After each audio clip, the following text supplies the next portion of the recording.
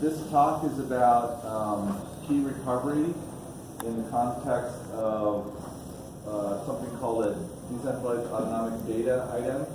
I'm not going to talk too much about that because I want to talk mostly about the key management. But the motivating application I'll talk a little bit about. And I have something, so there's a paper in the Reproduction Web of Trust called Decentralized Autonomic Data and the 3 R's of Key Management. You can find that at the GitHub repository, so any of the details are in more detail in the paper. The motivation for this is data streaming applications using DIDs, decentralized identity.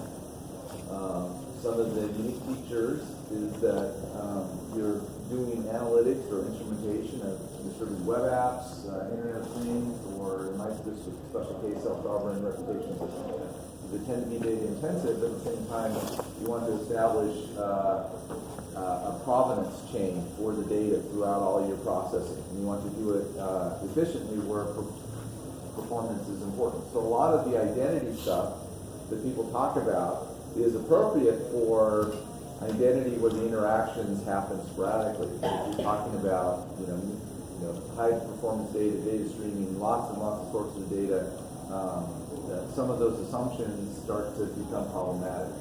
So the basic idea is, well, let's think about key management from sort of first principles and see what the minimal sufficient means are for each of the key management operations. So just to give you an idea what a decentralized autonomic data is, as I said, the goal is to do provenance. So decentralized means the governance of the data may not reside with a single party. Trust in the data provenance is diffused and it's DID-based. Right? So that's the assumption. Autonomic means self-managing or self-regulating. So in this context, self-managing includes the cryptographic techniques for maintaining data provenance to make the data self-identifying, self-certifying, self-securing. So it's this idea of I've got data items that I need to make self-securing or self-certifying that calls it autonomic data. So I'm implying by that I'm using cryptographic signatures to provide a root of trust for data integrity and maintain that trust over transformations of the data. Key management is thus the first order property of data items. So the 3 key management operations are reproduction, rotation, and recovery. And in the paper I present a couple of novel methods for rotation and recovery. There's a pre-rotation method and a hybrid recovery method that are compatible with this usage. So most of you are familiar with what a DID is, a decentralized identifier. You can look for the spec here. The basic example is a DID, a method, and an ID string. The key idea is that the ID string includes either a fingerprint or a public key. So it's uniquely linked to a public key. And to simplify things, just using a public key is the simplest way to do that. You lose one indirection, but if you're talking about high-performance data application, that indirection is pretty costly. So, for example, you can do different things with DIDs. You can add, you can name the ID string with a colon, which is useful. You can add a query string, so you can do operations on DIDs, and we'll use those in this application. There's a DID document, which provides metadata about the DID.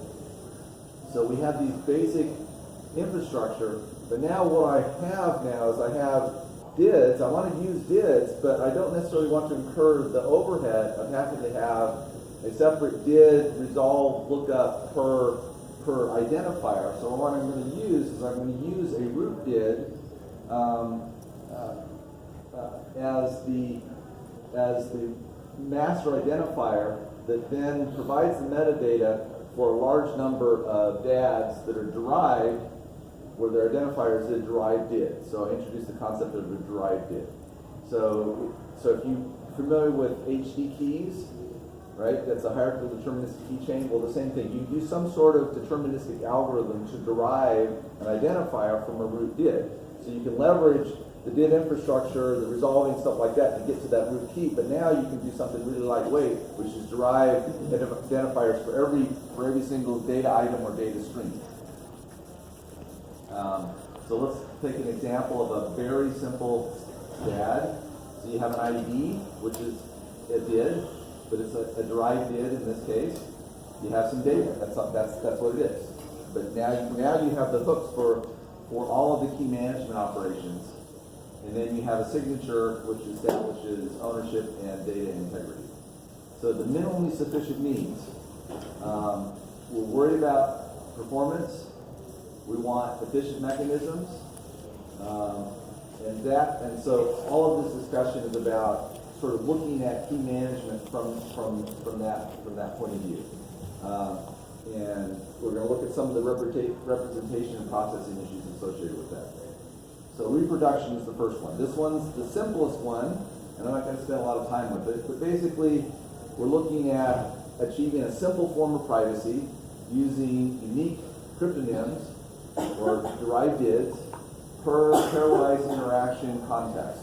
So a pairwise interaction context might be a sensor over here sending data, so you've got a data source and a data sink. And that data is going to be signed at rest, signed in motion. It's going to be cryptographically linked to those two endpoints, and it's completely private. You know, and obviously if you use the same DDID someplace else, then you could have a point of correlation, but since they're free, they're cheap, we've now made them very lightweight, we can produce a DDID per interaction pair, and it doesn't cost us anything. So we should do that. So we could use more sophisticated methods. Obviously, Sovereign and other systems are using zero-knowledge proofs, but they're talking about heavyweight identities. This is extremely as lightweight as possible. So we use some sort of hierarchical deterministic algorithm, so we can generate large numbers of DDIDs without having to store the associated private keys, right? Because we can regenerate the private key at will using our algorithm, the private key, and then whatever path that we want to store. So we can store the public path, but we don't have to store anything but one private key. So we've limited our secure storage to one root private key. So for example, this is a DDID expressed as, let's see if I can get my cursor over there. There we go. There. So I've got this chain code right here in the query string. So now that's all I have to store, and I can regenerate the public-private key pair on the fly for that DDID. And so this would be the actual public key that I generated using this. And so I can then maintain those relationships with something as simple as a DDID database that had, you know, the actual public key and the derivation path for that. If I wanted to do namespacing on DDIDs, I can do that by adding something here so that I can, you know, keep track of my database of what use cases or, you know, maybe domains or contexts that I want to use the DDIDs for. So I can have a red and a blue. I can also use the DID spec to create sequence DID. So a lot of times if I have a data stream, I want to uniquely identify each packet in the data stream, but I don't necessarily want to give each packet a unique DID, but I can do a sequence number DID by using a resource path on the end of the DID. So now I can leverage this DID infrastructure, DID syntax, very simply to build a very simple infrastructure for managing a provenance chain throughout my data processing sequence just by using derived DID. So change detection. We want to prevent replay attacks, right? Provenance is about making sure that you have, you know, a sequence. So if I use a sequence number in a DID, or I use the change field, as long as both of them are monotonically increasing, then the sink, the recipient of the data, as long as they keep a log of the sequence numbers, they can detect any replay attack because they'll see it as a stale item that they've already seen before, or an item that is a date earlier than one that they've already seen. So it doesn't require anything sophisticated. It doesn't require a ledger. You don't have to post things to a ledger. You just have to keep a local event log of your pairwise exchange, and you can prevent replay attack. So here's an example with the change field, monotonic date, and the data.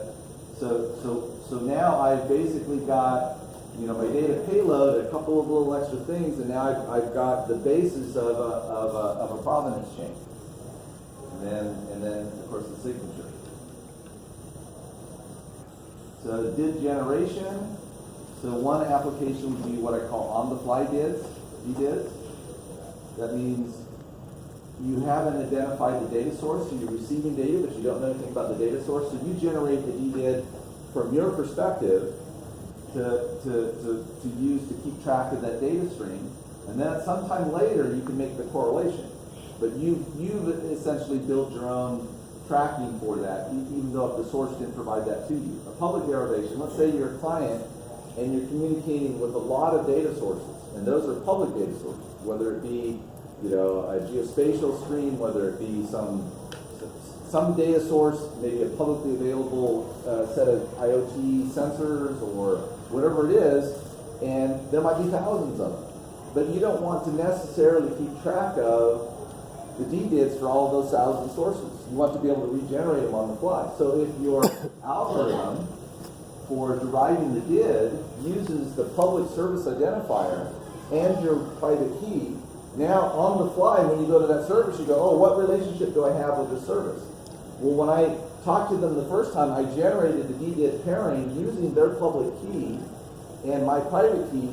If they kept track of that, I'll be able to continue to talk because I just regenerated on the fly. I don't have to actually store it. So if I lose my database or it crashes or something like that and I forget all of these DDIDs with public endpoints, I can still just generate them on the fly as needed. And if I never talk to that public endpoint again, then I guess I didn't need the DDID again. Right? So I simplified. So a lot of recovery has just disappeared. I don't have to recover things if I can regenerate them on the fly. Right? So rotation. So now we've talked about reproduction. I went through that really fast, but the whole point was that if I'm using this lightweight approach and I'm smart about it, I can avoid a lot of the issues. But now I have to worry about rotation. Right? I have to worry about rotation of my root private key. And actually in the paper, there's a lot more discussion about DDIDs and rotations that we won't cover, but this is generally applicable. So rotation. Rotation, in its simplest form, is a revoke and replace operation. Now, I could do revoke only, but that could actually be modeled as a revoke and replace with a null key. So you don't have to have a separate infrastructure for revoke only. I could just use a replace infrastructure, do everything the same way. And replace only is probably a bad idea. So I really only need to care about revoke and replace. That's all I need to care about. So I can avoid all the other complications. Which is what I just said. All right, so let's think about why do we rotate. One reason you rotate is that if I create a public target key pair and that public key is out there, I've used it in an interaction, that means somebody could have captured that public key and then they could, if they have supercomputers or whatever it is that they have and they want to try to break that public key. They know what they know what type of signature I have, so at some point in the future they may have derived a clever trick or disclosed a vulnerability in whatever crypto system, and they might be able to break it. So I might say, hey, these keys of this strength are only good for so many years. That means I need to rotate them. I need to plan to rotate, at some fraction of that period of time to make sure that I'm not exposed. Right? People talk about quantum computers are coming. Well, if I have built-in key rotation that allows me to rotate my keys, forward, then there's some things I can do to manage it. The more important use case is that by using my private key over and over and over again, typically because I put it on a computer to use it to sign things, and that computer I might carry around with me, like on my desktop or something like this, it's now has some vulnerabilities exposed. Somebody might steal this. Somebody might keylog me. Somebody might observe something. They might be able to track the data flow. I've signed lots of things, so now that becomes an exposure point. So at some point, I might say, you know what? I suspect that my key may have become vulnerable. Somebody may have captured it, and I need to rotate it. So here's the problem. if I want to rotate after a suspected exploit, I can't use the private key to do the rotation. Because if I did, then somebody capturing the private key could use it to do a rotation before I did the rotation. Then we either have a race condition or a conflict. So I have to use some other infrastructure. Now one approach would be use other keys or use another infrastructure. But the idea here is I want to seek the minimally sufficient means. Right? So adding another key is just replacing the rotation problem. Because if I have another key, I have to rotate the other key at some point in time. And how do I rotate it? With another key. Or at least I have to put it in a completely different security regime, protect it in a different way so that it minimizes the exploit. But still, it's kind of kicking the can down the road a little bit. So the approach here is what I call pre-rotation. And the way pre-rotation works is it's based on the idea that the likelihood of exploit is a function of exposure to probing or continued monitoring. Narrow restricting the opportunity in time, place, and method, such as one time only, minimizes the vulnerability to exploit. So if I only use a key once and don't use it again and hide it someplace, then I minimize the ability for somebody to exploit it. Which means that that means the exploiter either has to predict when I'm going to use it the one time, right, which is really hard to do, or they have to have universal continuous monitoring of everything I do, which, for some state actors, that's possible to do, right? So, I'm not completely out of the woods, but practically speaking, those are for different classes of data. We're talking about streaming data applications. We're not in the highest class of data integrity protection. We're not talking about protecting, billions of dollars worth of assets. We're talking about protecting streams of data that we want to maintain. So the basic approach is declare the next rotated key, or the pre-rotated key, one time only at an inception event coincident with the original key. So I create my public-private key pair to remember root key. I also create my pre-rotated key to be my next rotated key. I can then save that private key in a different place, never use it again until I do a rotation event. So now I have two one-time events. I have an inception event and a rotation event. The exploited original key cannot change the pre-rotated key or spoof of a rotation event, because I've already pre-rotated. So if they try to spoof a rotation event, everybody's already seen what key I have to use for the rotation event, therefore they can't use it unless they exploit both keys. Yes? Do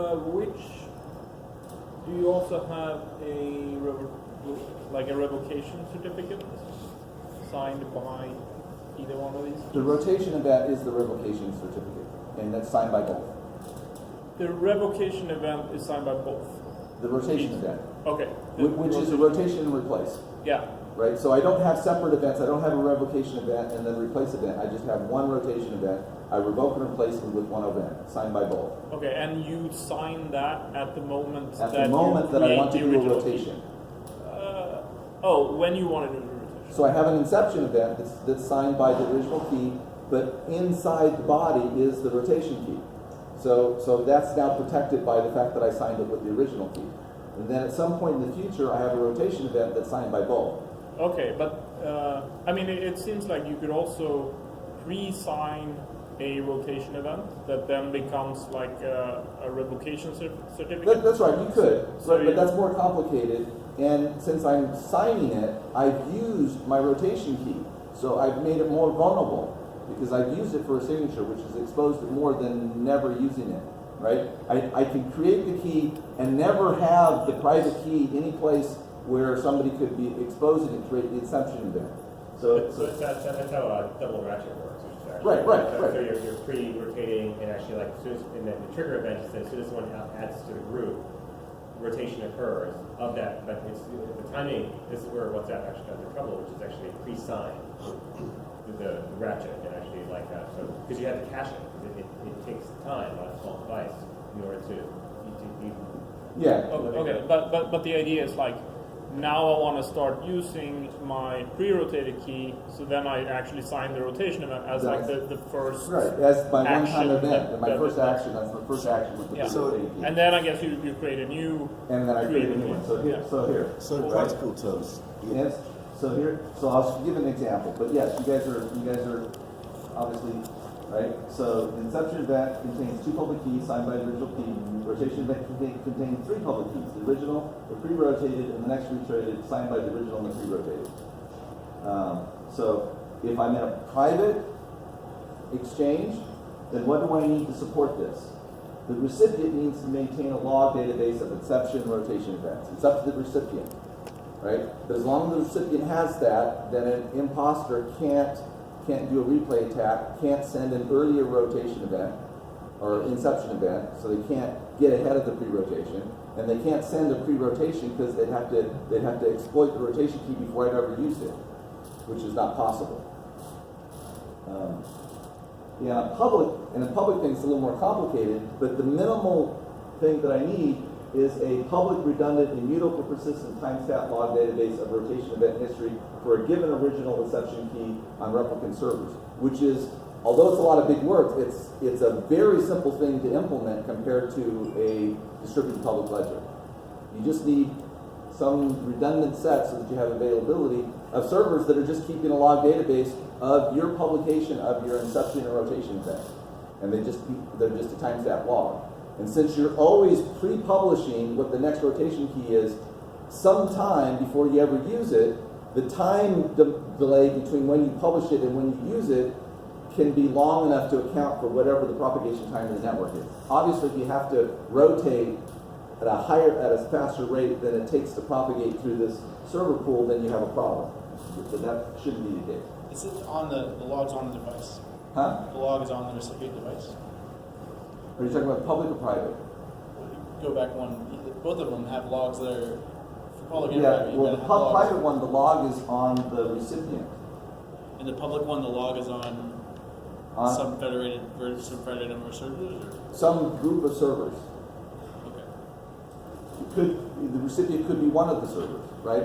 But if I want multiple people to see that data, right, not just one person, then those multiple people need to have a way to validate that the rotation event history that they're seeing is valid. That so we need to have some set of enough set that the ones they pick as the ones they want to trust avoids having somebody maliciously create an event history. so in practical terms, where are you going to keep this key such that it can't be stolen along with the key? Well, that's key recovery, right? Well, in practical terms, the private key you're using, you're going to keep on the device that you're using, whatever device you're using. So this is for. basically this is end user only. So this is just people key management, right?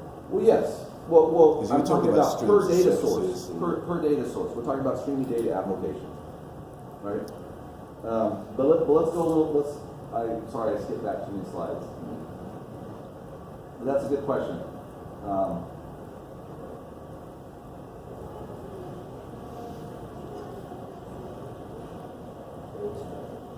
Okay, so here's an example. Here's an inception event and a rotation event.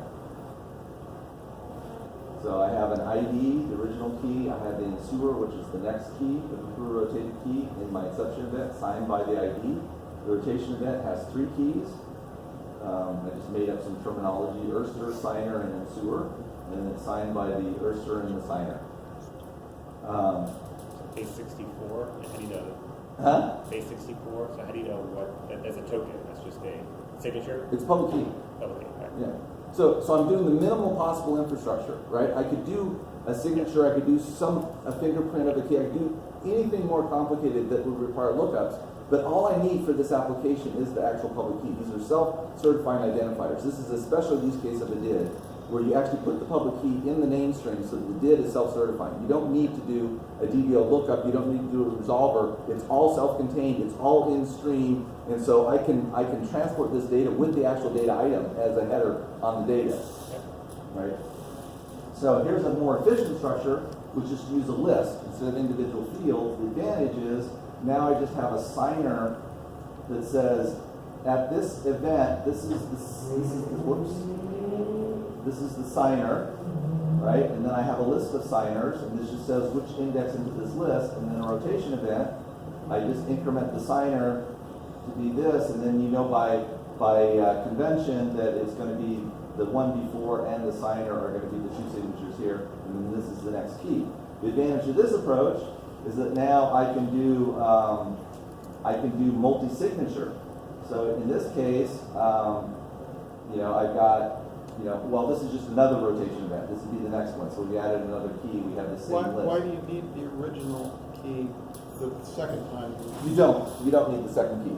The problem is that if somebody loses the stream, this allows at least somebody to piece together the stream, right? But you technically would need the one before. The problem is then this gives you, but there are modifications to that. That's a good question.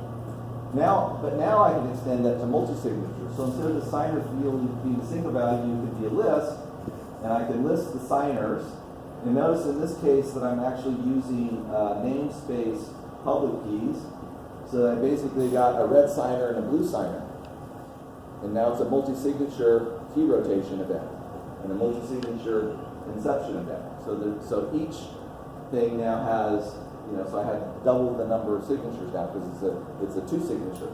But it could be a 3 or a 4, or I could do a threshold signature using just by indicating here in the signer where I am in the rotation history.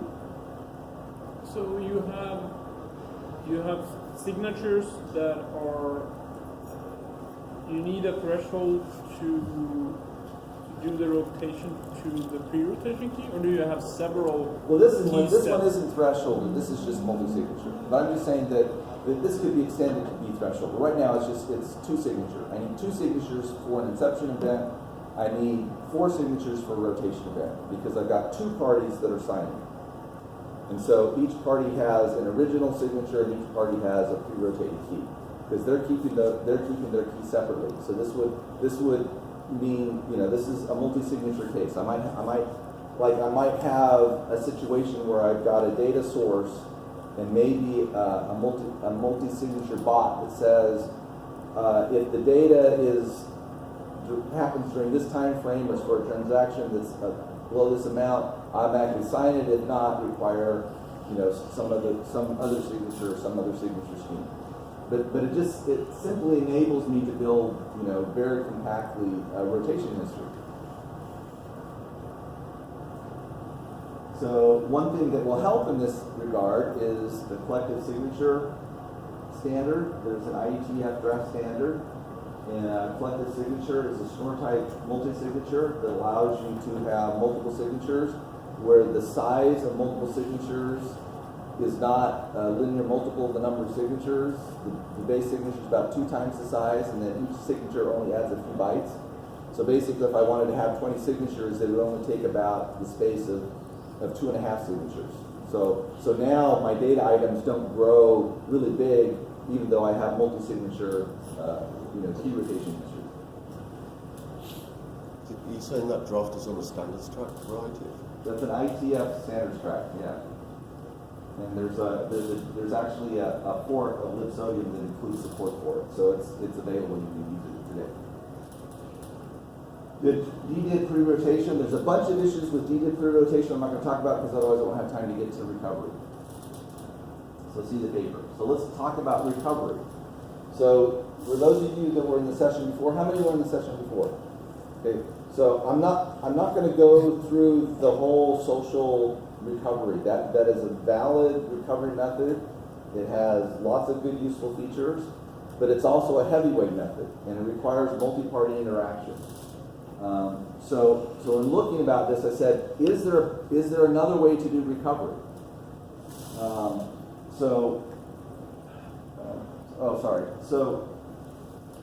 So the problem with recovery is that humans are ill-equipped for the task of recovering long strings of random numbers. Our brains just don't work that way. They just don't work that way, right? That's always the fear. You look at this long string of random numbers, you go, there's no way I'm going to remember that, right? Nobody's going to remember that, right? So a mnemonic is a device that tries to match that. So I wanted to think about that a little bit, all right? So these are the basic recovery methods. There's physical recovery. Now, in almost every case,